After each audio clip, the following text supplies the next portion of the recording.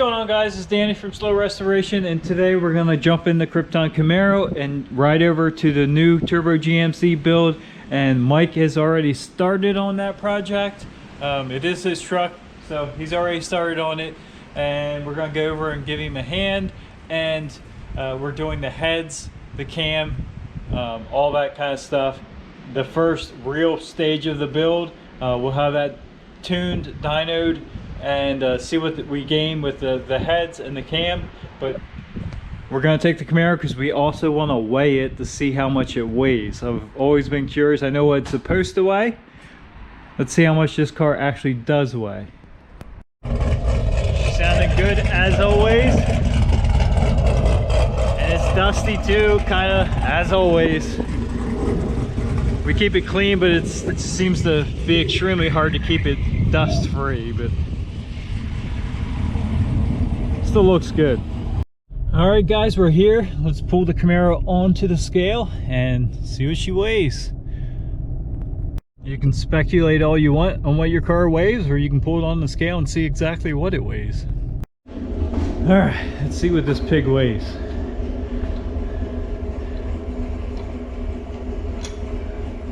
It should be in the it's a 2SS, so like 3,800.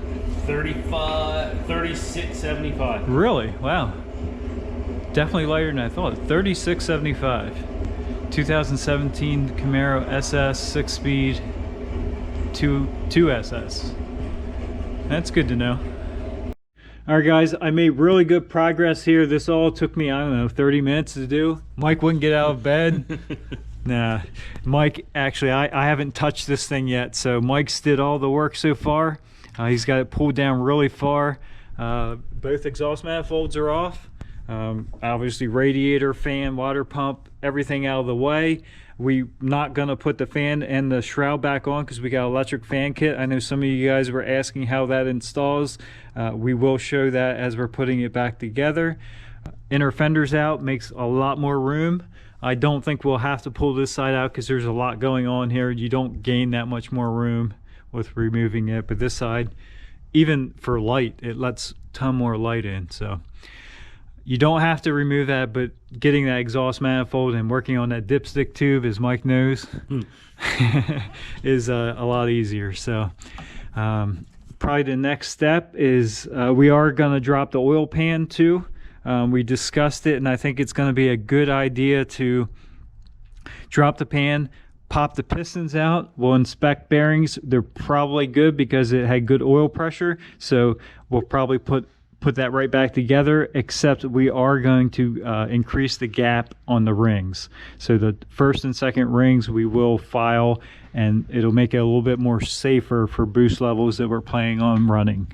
We're going to keep stock rings as long as it all looks good. Keep stock pistons. We should be safe with that. As long as the tune stays good, increasing ring gap just increases your chances of longevity. So let's we're gonna put it up in the air. He's got the front differential almost out, which you have to take out to take the pan off. So let's put it up in the air, and we'll finish removing that differential and get the oil pan off. All right, we're pulling the oil pan off now. We got the front differential laying on the ground. You do have to disconnect your steering. Other than that, it comes off pretty easy now. As you can see, the oil pan, you have a clear shot to drop it straight down. So we'll get it popped off here quick and get those pistons ready to pop out. Oh, we still got to pull the head still. Pan is off, and it's pretty straightforward. We still have to pull the windage tray and the oil pickup tube off. We will put a new O-ring at the oil pump before we put that back on, but we're gonna let that drip for a little bit and go back up top and start pulling the heads off. All right, we're down, got the head bolts out. We'll go ahead and lift these heads off. There's that head out with the old. There's the second head off. We're going to go ahead and remove the balancer, get the front cover off. We'll probably go ahead and pull the cam out, and then we will pull the lifter trays and lifters out. It's going to be pretty much a bare block here within, I would say, a half hour. Balancer off. Now I'll pull this front cover back. Yep, we're not using that anyway. So we have that off. We'll go ahead and pop the 3 bolts off the cam gear and pull the cam gear off. Let's change this rest there. We're not even going to pull the oil pump. We're going to leave that, and we'll pull the cam retaining plate off, pull the lifters out, and then we'll get that cam slid out. Cam gear off. This has a built-in O-ring. Make sure that stays in good shape, and or replace that. Always better to replace it. All right, now to tackle these lifter trays. Of course, we're putting new trays in. I think they're LS2 or 3 lifter trays from Texas Speed, and new lifters, of course. So normally you would just spin the cam, it would push up into the trays, the lifters, and you can slide that cam out. Since we're replacing it, we're not, well, it wouldn't matter, the pan's off anyway, but we're just going to remove this stuff. Lost that set, but you can get these to slide out with the lifter tray, but there it is. We have all the lifter trays and lifters out both sides. Now we're ready to pull the cam. So what we're going to do is take 2 water pump bolts, screw them in there, and that'll give you something to hang on to, and nice and gently pull that cam out so you don't nick the cam bearings on its way out. And there she is, stock cam out, ready for that Texas Speed power. We're back under the bottom here. We're gonna zip off that windage tray, 13mm nuts, and like I said, we're also going to take that oil pickup tube off. Definitely put a new O-ring at the oil pump. That sometimes is a failure point, and we're going to address that since we're right here. With all that out of the way, now we just we'll pulled our timing chain down through so it'll just roll around. We're going to turn our crank, get these first 2 cylinders opened up. We'll pop the rod caps off, and then lightly push up, and we'll drop the truck down and slide the pistons right out. So here's our first cap off, and you can see this truck has just over 100,000 miles, and the bearings look almost brand new. Same with the cylinders, they still have all their cross hatches in it. It's amazing if you do a little bit of maintenance how well these things stay. All right guys, we have our cardboard laid out over here, driver's passenger. We got both caps off of that front 2 cylinders. If you look at the cap here, there's a flat and a rounded side right here.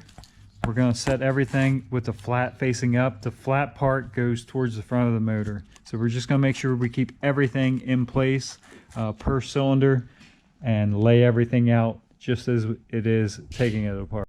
There we go, guys, all 8 pistons out sitting here. We'll get these cleaned up. Like I said, we are going to gap these rings. We'll do probably 30 thousandths, I'm thinking, top and second ring. So we'll get those removed off the pistons, get the pistons all cleaned up, get the rings back in the cylinders, and get them measured up to see what they are initially and see how much we got to take them. But everything looks extremely well. Like I said, make sure you lay everything out in order. You want everything to go back to the same cylinder when you're reusing these old parts, and we should be good with that. All right, so we have the blowout here, all 8 pistons, rods, everything laid out here. We're not going to use anything from this side over except for these bolts. Texas Speed cam. All right guys, GoPro battery died on me there, so we had an abrupt ending, but anyway, next time we visit that truck, we'll start putting it back together. Mike's going to do all the cleanup, gasket surfaces and stuff like that. We do need to file the rings, get all that set. We'll get the pistons reinstalled in the block, and once they're in, we can just start putting it all back together. So cam in, heads on. It's gonna come together quick once we get that far. So we do have some goodies for that thing, and the ring gap is just extra insurance. One thing that's guaranteed to blow your motor up is if the ring gap touches. So your ring sees in the cylinder, and it will break ring lands and all kinds of other stuff that you don't need breaking. That buggy's looking a little rough up there. Looks like bat twisted sideways. you guys have never driven a 5th gen Camaro, you gotta try one. They drive incredible. I know most newer cars do, but I guess I'm partial because it's my car, but definitely fun to drive. If everything goes smooth with that, we should have some dyno numbers maybe the end of next week or possibly beginning of the week after. But of course, that all comes with getting everything done to the dyno, no issues at the dyno.